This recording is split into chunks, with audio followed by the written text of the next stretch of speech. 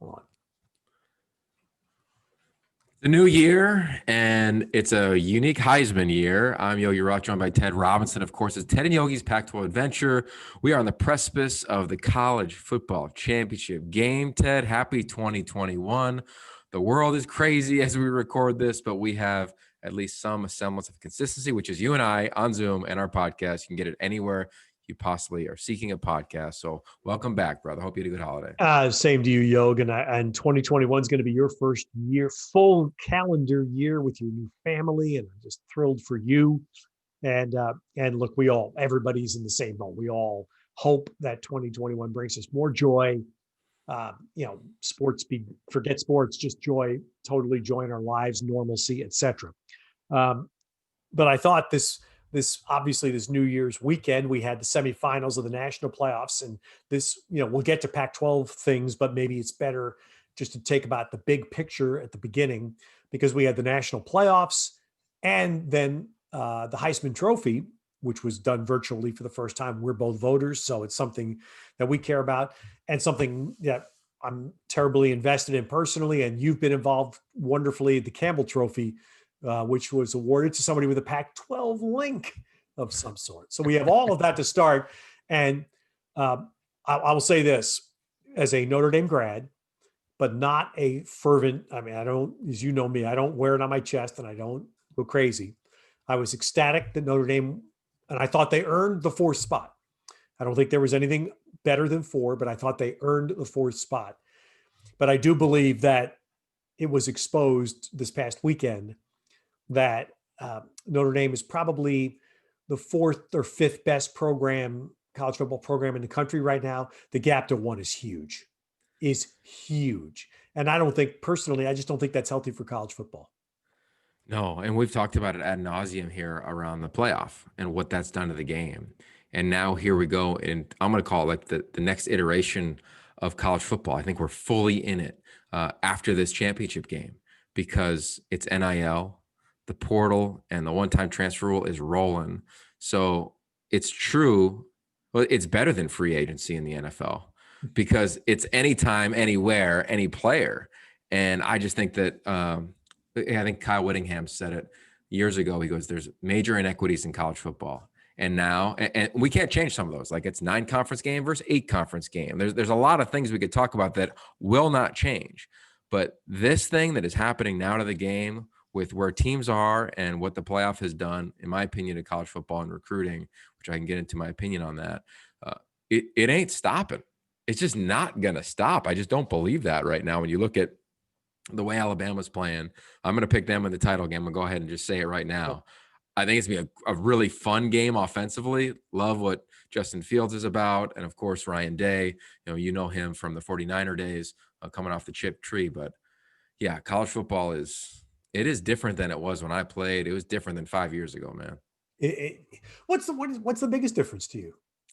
I think the biggest difference is, well, there's a lot. But I do think the inequities in college football, like, they're dramatic.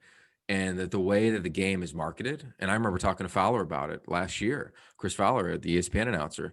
I said, all you guys talk about is the playoff, like from week 1. And it was like UW Auburn, one of those years where they played him. And he goes, yeah, because that's all the fans want.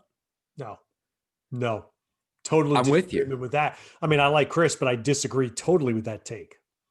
Yeah. And regardless, like, I think the people who have microphones, it's our job to craft like what football is, what college football looks like. And if UW loses, they're out of the CFP race, you craft the narrative. And I think that's really hurt the game. And then in recruiting, every year I'm with the top kids in the country. And when I ask them who they're looking at, Ted, 9 out of 10 guys, they could be from any region of the country. They talk about the 4 teams that are in the playoff. Yeah. That's it. That's what they know. And by the way, the response to the take about that's what the fans care about. Did you see what the ratings were for the semifinals of CFP? Down. The ratings were down. And I keep going back to Boise State, and both of us have such respect for Coach Pete. What makes March Madness? Because the basketball equivalent of Boise State makes March Madness. The CFP is a private party. And the host decides who's invited to the private party. There's no fairness. There's no equity. So don't expect any. If you're Cincinnati, which is, by the way, the only school that I would have thought had a legitimate shot to say we should have been the fourth team. If they had chosen Cincinnati as the fourth team, I would have been the first one to say, hey, amen. They were undefeated, playing a decent schedule. They should have had that shot. But that isn't going to happen. It's not going to happen because Notre Dame or the equivalent Notre Dame, let's say it's a Pac school, USC, or even Oregon, is going to bring juice to that matchup.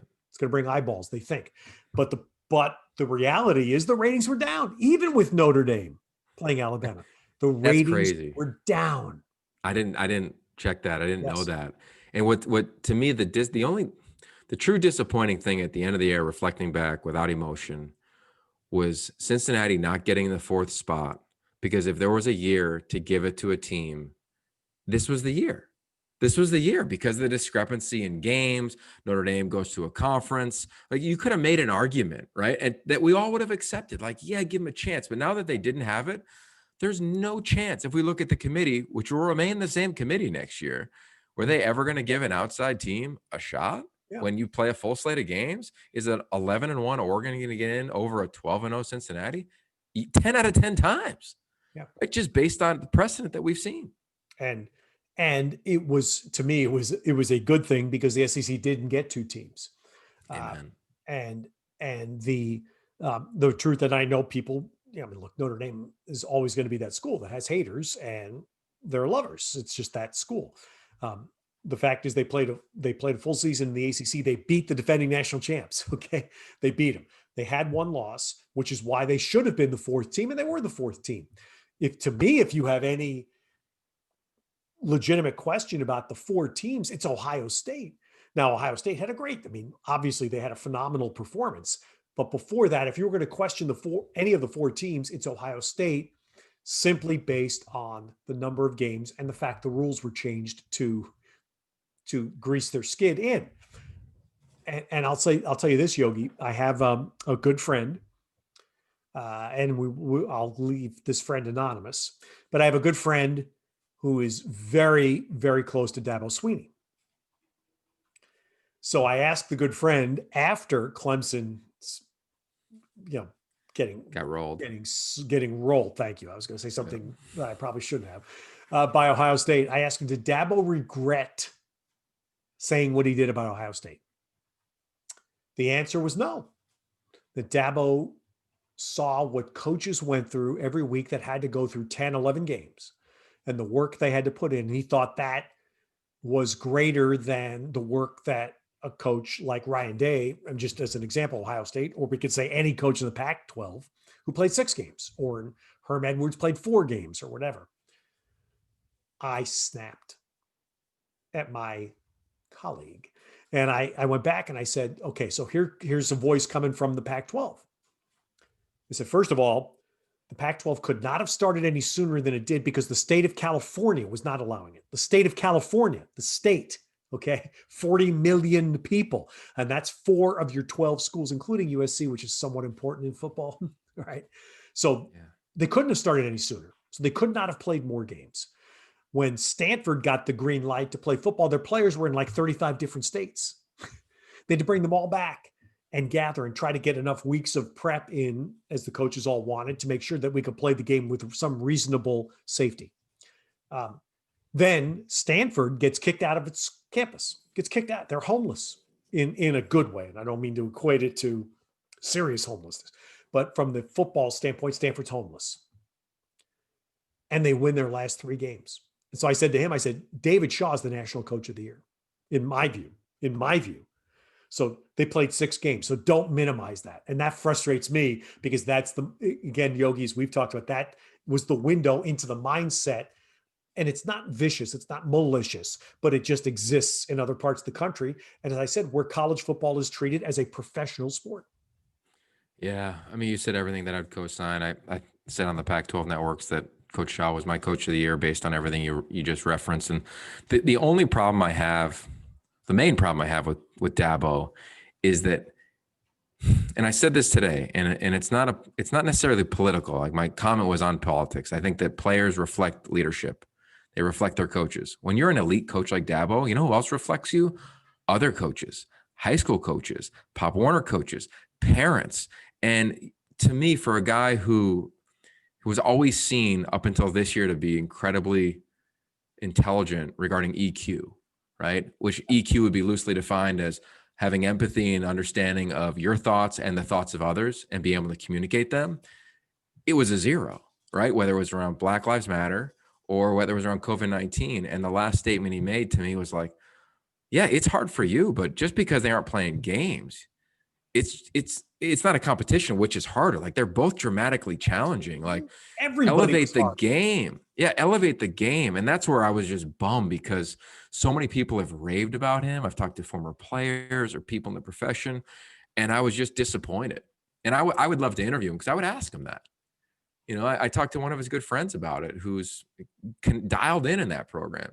And he always talks about how like connected he is to the message. And I was like, man, this year, that dude was not respectfully not connected to the message.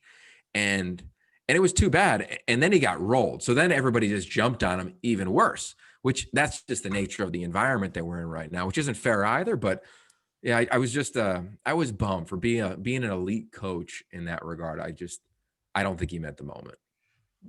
Did Justin Fields' performance change your mind? Or I really wonder, and I have no way of concretely knowing, but I'm watching, I'm going, man, that's going to make some NFL people look Oh more yeah. carefully about, this automatic Trevor Lawrence being the first pick. And it may be, I don't know. I just, when the guy plays like that on the stage, it's Sam Darnold's Rose Bowl, or you go way back, Jamarcus Russell, who Oh became yeah. the Sugar number Bowl. one pick in the entire draft based on a bowl game against Notre Dame, in fact, a Sugar Bowl where he threw like some 75-yard rope, flat Yeah. footed or something. Um, I'm wondering if Justin, because I mean, that was, God, I mean, as you did, I canvassed these things for the Heisman vote, and Justin Fields, his regular season performance, small body of work, just didn't warrant that kind of Heisman consideration. He looked like the Heisman Trophy winner in that game. Yeah. This was the year that I wished we got to vote after Yes. like all the games, just might as well just let us wait it Agreed. out. Agreed. Maybe Devontae Smith wins in a landslide, even more dramatic than he did, but I think it would have been just more intriguing. But I remember like yesterday meeting Justin Fields and Trevor Lawrence at the Elite 11 on the Nike campus, same class, same year. I had it flipped. I had Fields coming in at 1, Trevor 2, but it was like 1A, 1B. And Justin Fields to me was as impressive as Jameis Winston, who at the time was the most impressive high school quarterback I'd ever seen. The way he took notes, and Trevor in and of itself was the same. Like these two guys were at elite level. They were both pros. You knew it coming in. Trevor was a lock to be that. But Justin just had something about him, and you look at the athleticism, he's really dynamic, and he was committed to Penn State at the time. And I was like, man, I can't wait to see what his career does. And what I love about both of them, but Justin specifically in this conversation, how competitive he is. I mean, he could have laid down this year. He could have opted out. He could have said, hey, I'm going to go to the league. But man, he went for it, and he did it with grace. He competed his tail off, and he clearly had a chip on his shoulder. He had a score that he needed to settle. And when you saw him take that hit to the ribs, I was like, shut it down, bro. You're good. Like, who knows? I'm on a text thread with guys in the NFL, and they're like, he can pass. He's not just a chuck and duck quarterback. He's not just playing catch. He's playing the position. And yeah, I don't think he unseats Trevor at 1 probably for Jacksonville, but he's not that far behind, and Yeah. I'm fired up for him. Yeah, and it's interesting, and I don't profess to know. I think now it's a legitimate question. Yeah. And here's the point, and I told you this before we started. I spent some time, and you can find it on my TED Tube, with Jeep Chris today, who is a wonderful person. He's a Pac-12 father.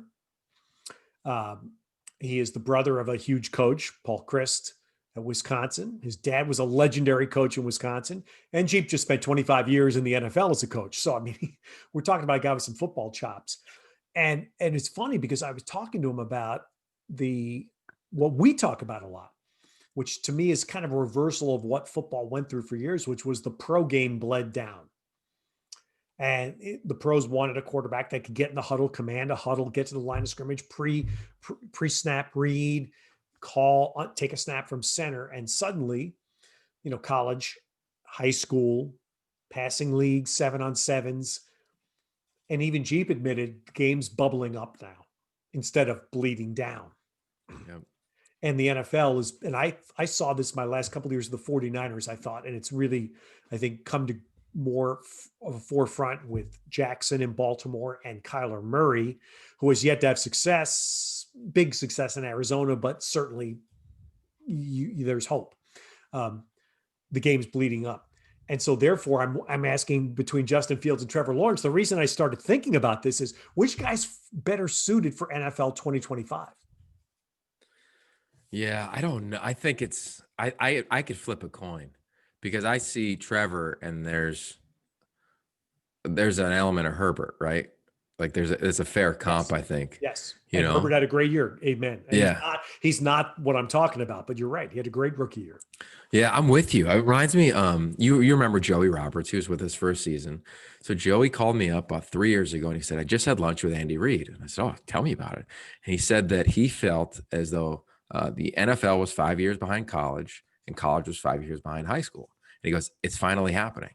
And this was when Marcus was kind of doing his thing. And all of a sudden the zone read and the RPO game was just inching his way. And here comes Pat Mahomes, right? Not surprised to see it. And he predicted it. He goes, it's going to come. And I think you're right. And I think there's a few reasons why. One is we're seeing high school quarterbacks play so many snaps. So here's a number. I'll be off by a couple, but Baker Mayfield, Pat Mahomes, Jared Goff in college, they had over 1,200 out of their 1,200 snaps combined in their final season. I think there was 8 of them were under center, right? They're all playing from the gun. They're also all repping like crazy in high school. So they get to college and they've seen these coverages. They've made these seam throws. So it's like, hey, just get them in the game. Mm-hmm. So we're seeing so many young guys play. Problem is we're not seeing young guys thrive. We're not seeing young guys process. And that to me is where you could also probably say, well, that's where the game's changed a little bit because Alabama, Mac Jones is processing. Better believe that. That's, this as a coach, because that's the thing. I will say this as an announcer, and not just what I am, but I learned this in 10 years in the NFL, pre-snap read. That's what the great Tom Brady's brilliance has been rooted in the fact that he walks to the line with 14 on the play clock. So he has enough time to make a pre-snap read and adjust as he would. Phillip Rivers is the same way. Brilliant at that stuff. And that's what I worry about. For example, the air raid guys. Pre-snap read and air raid. To me, that is an essential to succeed in the NFL. Yeah, so we did this thing at Elite 11 that you'll love, and I'll show you my playbook next time. We bought a 90-page playbook, and it's chunked into 3 compartments. One is pure progression, which I talk about on our broadcast all the time, which means can you just go from your first option to the second to the third, regardless of defense? That's the air raid, right? They don't care what the defense is doing. And I'll remember here's in the NFL. No, and here's a story for you. There, USC, I remember being at practice and talking to Graham Harrell about it, who's an air raid guy. And he said that when JT Daniels was a freshman, a lot of times he was, I guess heading into his sophomore year, he was trying to overthink the offense. Well, they're playing this. And JT is a total pre-snap look guy, right? And Graham was like, dude, just throw it. And then Keaton Slovis in practice one day made an amazing completion. And he said, well, why'd you throw it to him? He goes, oh, well, he was just open. He couldn't tell you the coverage. He was 18 years old coming out of high school, but that's it eliminates the clutter. So that's kind of why people love the air raid from a coaching standpoint. It's you play, you process, you fly through, or you don't even process, you play and you throw it to green grass, you throw it to whoever's open. So, which is an issue. Right. Okay. So let me just finish on these. So it's pure progression. It's progression with an option, which is saying okay, now I got to read it a little bit. And then there's PSL or pre-snap look. Those are the 3. You really want to chunk offensive football. I think it's in those 3 categories. Now there's drop back, there's play pass, there's all that other crap that you want to kind of talk about. But ultimately, pure progression, right? Progression with option or pre-snap look. How important is pre-snap look in college right now? I think it's important. I think it's more important than you think on the critical downs.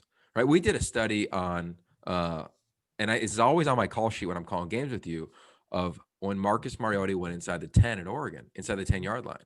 And again, I don't have it in front of me, so I'm going to project a little bit, but his completion percentage was like in like the 30s or 40s. Kevin Hogan's was in like the high 60s. Yeah. Right? As the field shrinks and space tightens, you got to anticipate. And that's the thing that I think sometimes gets lost, is not anticipating option one. That's pure progression. It's, can you anticipate the defense moving and getting to that third option on the backside or whatever it may be? And that's where the mastery comes in. Now, do you need that in the NFL? Some might argue, I don't know if you need it. Will it allow you to start and thrive? I think so. And here's my last story on that. This was amazing, and I don't have I can't share the clip, but I'll tell the story. Jared Goff is sitting across from a bunch of Elite 11 quarterbacks, and he's sitting next to me, psychologist Mike Gervais, Trent Baalke, who you know, and Trent Dilfer. Baalke was out at the Niners, so he came down to help us out. And on the other side of the table, I'll try to remember them all. It was Jarrett Stidham, it was Manny Wilkins of Arizona State for this audience. It was Tua Tagovailoa. It was Broncos starting quarterback, Missouri. Why am I blanking on his name? Drew Lock. Drew Lock. And guy who started for Baltimore last week, Penn State quarterback, Trace McSorley. Right? And I think Jalen Hurts was there too. And he goes, all right, I want to ask all of you the same question. 0 to 10, what do you think your football knowledge is? And it was amazing to hear every guy answer it. And most of them honestly they all gave their honest answer, but most said they were like a 3-4. Tua, I think, said he was like a 7 or an 8, right? Just to speak to his confidence. And Jared goes, you know what? I would have said I was probably a 3 going into the league. Jared played in the air raid. The bear raid is what they called it at Cal. Yeah. Because but the truth is, when I got to the NFL, I was a 1. Barely. I didn't know defensive fronts. So it's just a learning curve that is dramatic. And that to me is that's real. Now, I don't think it'll ever be eliminated. Defenses are too good. I think you have to be able to process. That's where I was going to go with you, Yogi, is that this is Bill Walsh told me this years ago at Stanford, and I lived it. To me, it was absolutely, it's even more vivid today. I remember Bill Walsh telling me this about Vince Young. He said, Vince Young won't get away with this in the pros because the defenses are just as fast as he is. He's faster than 90% of the defensive guys in college, not in the NFL. Defenses have speed. And that's where, to swing it back from what I've tried to gather, is that's why the pre-snap thing is so vital in the NFL. Yeah. Okay. So we're trying to keep these now to like 30 minutes or so. So we're running up against a little bit. But as we talk about that, there's a coach that came from the NFL to our conference, Jed Fish. Yep. Right. And if you look at his staff, he hired Brennan Carroll. Well. Best man at my wedding, to be just totally honest. Yeah, decently well. How much did that cost you? I'm just glad he came. I know. But when I think about this offense, and I've talked to Brennan about it, right? He's going to be, if you look at his background, right? USC, West Coast offense. Then he went to Miami with Jed and their offense. And then he went to Seattle. And that run game, as you know, that is based in Alex Gibbs. So for the football nerds, Google Alex Gibbs. This is Denver Broncos zone read run game that continue to produce 1,000-yard rushers. So I talked to him. I said, what do you do on offense, man? He's like, well, we have to assess our personnel because a lot of people have left Tucson, including their starting quarterback. And they're going to get somebody here in the portal in the next couple of days. But with that, I think it's going to be fun to watch, them set their offense up, because it's not going to just be playing catch. You're going to have to play quarterback under Jed. And that's going to be a selling point for wherever they get to transfer in out of the portal to become the competitor, at least for the starting position of that at that spot for the Wildcats. It's a West Coast offense. I think everything they'll do will be based in the West Coast offense. Okay. And I think that is critical because it forces you to process, right? So you can run the West Coast off. I think Alabama's running a version of the West Coast offense. If you hit pause, there's triangles everywhere, right? And that's like the simplistic version of the West Coast. The West Coast offense. Yes. And you can win with the West Coast. Yeah, and you could spread it out in the West Coast, and you could have 2 tights in the West Coast. And oh, by the way, they're running a version of that at Washington, at Cal, obviously at Stanford, at Alabama. I mean, I just think that there's something to, and I'm excited. We'll get there hopefully for spring, but definitely for fall. What Jed is doing offensively. I think it's going to be fun as they've announced their entire offensive staff, and they're going to hire, I think, a big name defensive coordinator. It might even come out prior to this podcast even be Well, published. the stories have been out there about Don Brown that got let go at Michigan, who's Yeah. pretty. What do you think? Is that possibility? I know it was real. Right now, does he end up at all the other suitors? Right, there's a lot of huge programs that are rumored to be attracted to him. I don't know that, but I look at the staff that Jed's put together, and it's been fun because I texted with Teddy Bruschi the other day. He's like, "We need a guy like this. I am so fired up." And I think Good. for fans, they were like, "What? Why?" And now you look at the staff, Dwayne Walker in the back end, right? Kind of coaching the nickels. Dwayne Walker, the former DC at UCLA, been in the NFL for a long time. Chuck Cecil will help on the recruiting front. They just got Jalen Harris, for the recruiting nerds on this, his dad played there. He went to Colorado, went in the portal. Now he's coming home from Tucson. So I just think they're doing a lot of good things, a lot of things you need to do prior to playing a game. So that's the only coaching change in the conference, right? Out of the 12 is Arizona. Let's try to wrap this up though with some transfer portal information, conversation more accurately. It is to me stunning. Maybe I was jarred. You tipped me off to this about Utah. That once, and sadly we lost Ty Jordan. But once Ty Jordan emerged about week 3 of a shortened season, the other 2 running backs immediately bailed. Jake Bentley comes in as a transfer plays here and is bailing again, meaning that he'll wind up at a third Division I school. All of the things that we, well, not so much you, but me, have grown up with about college are gone. That you can play for 3 schools in a D1 schools. I mean, that didn't exist until recently.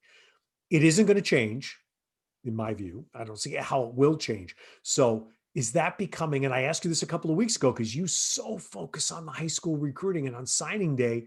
And is signing day so diminished now because the transfer portal is going to be the way you build a team? I think it is for this year and for next year for sure because of COVID, right? The amount of signees that I'd say out of every kid who signed early in the Pac-12, I'd say less than 5% visited a campus, like on an official visit. Yeah, much because you couldn't even have them. So they had to take, their version of their visit. I talked to a couple guys who went to Stanford. They took it like the week before it all shut down, right? So what does that mean? Sight unseen, coach uncoached. You didn't go to summer camp. You didn't get to know how someone coaches you or how, you like being coached by that individual. And now you've got, I don't want to say an easy out, but you got an out.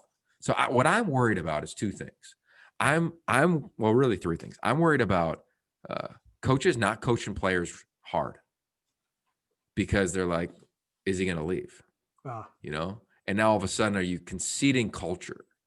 Right. And for teams that might be bubble teams or staffs that might be, who knows, on the proverbial hot seat, what is that like within their program? I wonder what that's going to be. I'd imagine coaches will all say the same thing. We're going to coach how we coach. And if they want to leave, leave. But I wonder if that's real.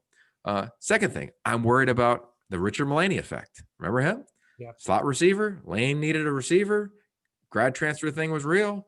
He got a slot receiver. He took Brent Brennan's #1 receiver to Oregon State, right? That's going to happen to a lot of the middle of the road Power 5 teams. And then the third one is the timeline. There is no free agency period, right? There is no portal period. So now I can go get a guy at any point. Think about this. Now, you wouldn't be able to transfer and be eligible, but I could transfer now. Let's just be Patrick O'Brien. Patrick O'Brien, Southern California kid, same class as KJ Costello, he's at his 3rd school, went to Nebraska out of high school, Colorado State, and now he's at Washington. Is there a world that after spring ball, he's like, Yeah, why not? I'm not the guy. I'm going to go again. Now he'll have to sit out because of you can't transfer twice and be eligible, but like those worlds exist. And I just think I'm worried about it. I think so many players that I've talked to and their families, they're sold these pipe dreams where they're going to just go and start. And at the end of the day, there's not going to be enough scholarships for kids. So I'm worried about it, man. Amen. And so Yogi, we'll finish up on this. So we went through this watching We were up at Washington at the beginning of their season when they chose Jacob Eason to be the starter. Chris Peterson did. And Jake Haener immediately transferred. Immediately. The first week of the season. And I think I said it to you at the time. That's just the point that hammers home. You can no longer, as schools had, good programs, successful programs for years, stockpile 3-4 quarterbacks in the room. Done. Why do you think the NFL has the backup quarterbacks they have? Because nobody wants in the NFL, nobody wants a guy in the room as the number 2 that thinks he should be number 1. It's disruptive. Yeah. Nobody wants that. And I think college is going to have to adapt in the same way. So Notre Dame this week got a transfer from where? Wisconsin, right? They got a transfer from Wisconsin quarterback, but they've also recruited a guy that I'm told, because I don't follow this. You probably know the guy. I couldn't even tell you his name, but he's supposed to be a stud. He's a stud. And he's coming in because Ian Book was done. So he expects he's going to play. Suddenly you get this transfer coming in. I don't know. I have no idea other than saying this is interesting. And because the kid, if the transfer plays, is the high recruit going to stay? Who stays anymore? Yeah. Well, and I wouldn't bet against the young man who came in the game, the backup. Yeah. One of the most competitive kids I've been around. Competitive. Lacking not a the little biggest. stature. Lacking stature. 100%. That's going to be tough. Yeah. So I on that. So let's just give an example, real-time example. Stanford's quarterback room, right? Let's talk about who's in it. Tanner McKee and Jack West, and they're going to bring in Ari Patu, who I love, by the way, if you watch their signing day show. Love Ari Patu. His brother Oren plays for Cal. His mom and dad were athletes. I'm just a huge fan of this kid. He hasn't even had a full season as a starting quarterback, by the way. 3 quarterbacks in that room. What is there? There's room to breathe. There's room to breathe and be like, I got a chance, right? If you're the freshman, I got a chance to play. Let Tanner McKee do his thing, because I'd imagine Tanner's going to start over Jack West, right? See how the competition plays out. Let's go up the road. Let's go to Oregon. Let me just list off the top of my head the quarterbacks in their room. I should remember them all. Obviously, Tyler Shuck. They could bring back a transfer from Boston College who played a ton in the game, Anthony Brown. Then they have a young man, Hugh Millen's son, Cale Millen. Right. Then they have Jay Butterfield.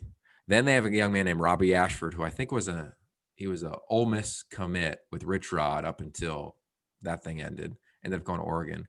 And they just signed Ty Thompson, one of the top quarterbacks in the country. I'm counting 6, and I might be missing one. There ain't no oxygen in that room. That's probably how they like it regarding the competition, but you're right. So here's the scenario I want to pose. I pray this doesn't happen, but let's just pretend. This is not a great scenario. Let's just say Mac Jones leaves to the NFL and Bryce Young is starting quarterback at Alabama. And let's just say something happens, tears a fingernail, because I don't want to put any bad energy out there for Bryce Young, on August 20th. Yeah. School has not started yet. And here comes Alabama. Well, who do we want to go get? Hey, Keaton Slovis, you want to come run our offense? But will Keaton Slovis, would he be by August of this year? Will he be eligible? Yeah, you can transfer immediately eligible August of this year because you don't start school. So as long as you don't trigger the academic year, and I believe it's 10 academic days, so that's 2 weeks of school, right? Better yet, let's go to a quarter system school who isn't even in class. Right. Let's go to Dorian Thompson-Robinson across town. Right? I'm just saying, I just think I hope that does not happen, but it's gonna, right? And that's where we are. So do we become what you've referenced many times to me and I just listened to around the Night Commission, right? Like, where's the future of the game? That's a podcast in and of itself. Yes, it is. But yeah, man, it's going to be wild. I'll tell you that. And we'll cover the daylights out of it. So we bled past 30 days. But kudos, Yogi, the Campbell Trophy. Yes. So we know who won the Heisman. The Pac did not have a representative in the Heisman thing, but Brady White, who played at Arizona State for a while and ended up going to Memphis, he already has not just his undergrad, but his master's, and is working on his PhD right now. Unbelievable. wins the Campbell Trophy. Great job. His dad, Darren, is a Pac-12 basketball official. I've never met Brady, but I just know, knowing Bill as I did, that's as Justin Herbert was last year. This is the person that is so representative to win the Campbell Trophy.